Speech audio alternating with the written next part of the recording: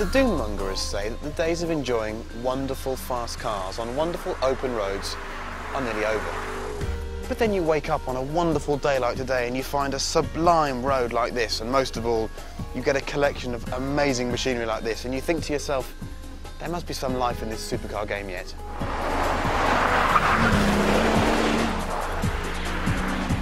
Okay, a brief introduction to the little collection of cars we have for you today. The Bugatti Veyron, 987 horsepower, £837,000, need we say any more? The Audi R8, engine by RS4, body by someone a bit handy with modelling clay, pretty isn't it? The Porsche 997 GT3 RS, 1,350 kilograms, 415 horsepower, very orange, and this one's so light it doesn't even have air conditioning. The Lamborghini Gallardo Superleggera, an orgy of carbon fibre bits. Look at that wing mirror. But someone seems to have taken the baffles out of the exhaust because you can hear it about 400 miles away. And the Aston Martin DB9 Sport Pack, British, V12, very pretty.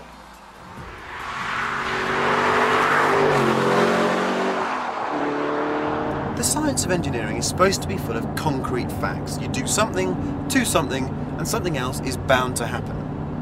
So why is it when you take a 415 horsepower Audi RS4 engine, you bolt it into a lighter, smaller coupe body like the R8, it doesn't feel any quicker?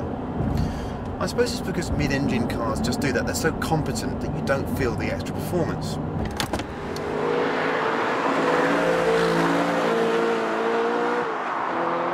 The R8 is a very special piece of kit. It has an exceptional ride. The engine feels just as special here. It revs like a complete nutcase, but it has great mechanical refinement and it sounds fantastic. One word of warning for all current 997 owners as well. Don't come looking at the interior of this car because you will die of jealousy.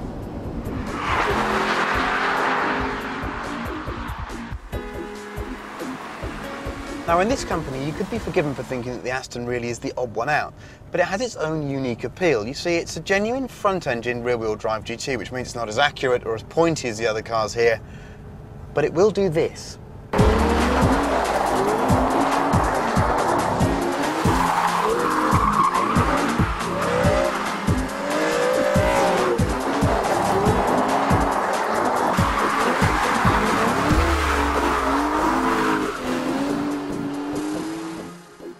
It's an incredibly controllable car, you see. You can drive it on the throttle. In the wet, it's an absolute hoot.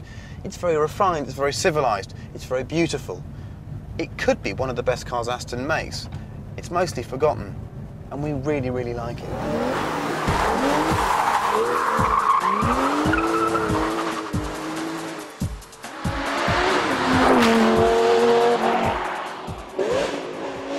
Now, as some of you will have noticed, there are some strong family connections within this group. It was under Dr. Ferdinand Piech's watch at VW that he purchased Bugatti and created the Veyron project. It was also under his watch that Audi became something desirable, and also then Audi bought Lamborghini. But the two cars here within the Volkswagen group that seem to offer the most similarities visually are the R8 and the Gallardo. However, I'm assured that the only commonalities between the two are transmissions and electrical systems. But it does seem a coincidence that they cover such a similar space on the road, and when you sit in them they feel such similar driving positions, as if they've got the same seating position and the same steering column. Even the steering wheel looks very similar. In fact, I think it is the same thing. But other than that, the cars are quite different. This Superleggera Gallardo is a curious mix, actually. The engine sounds fantastic because it's got straight-through exhausts on it. The paddle shift isn't quite so clever, but I find myself questioning the need to have this car over a standard Gallardo.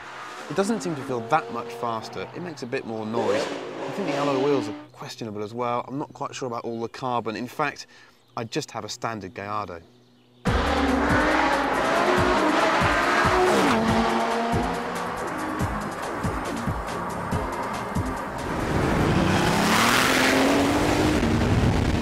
A small amount of science now, just to show you how much faster a Veyron is than a normal car.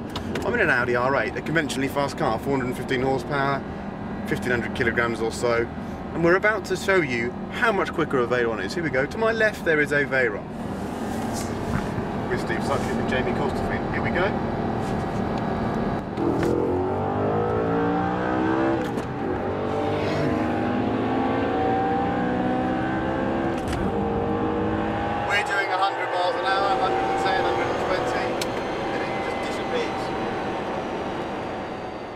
you were an R8 driver out for a blast and you came away from your motorway toll quickly and saw one of those, you'd feel about 4 years old.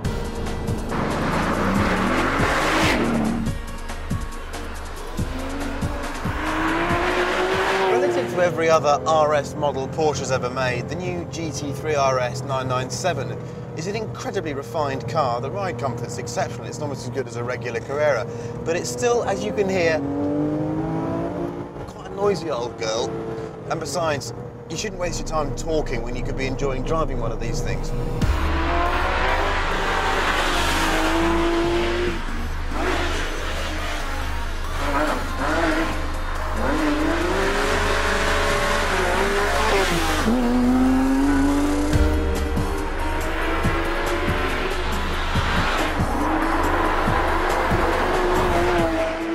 The 911's always been a complicated kind of soul, and this GT3 RS model is no different. You see, on the one hand, it's one of the most focused cars here. It's got cut tyres, a roll cage, bucket seats.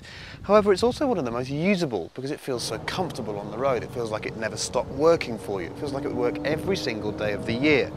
This car's got a couple of problems. The first is that it's got no air conditioning, which is a bit of an issue, and I can see no reason for the weight saving at all. I mean, if you're that worried about your lap time around the Nordschleife, learn to drive it fast is what I'd say. But it is a fantastic road and track device. It's just so fast, it's just so competent. The ceramic brakes are a real bonus as well. You can feel the extra ride quality because of the unsprung mass. No, it's a fantastic car, the GT3 RS, a truly fantastic car.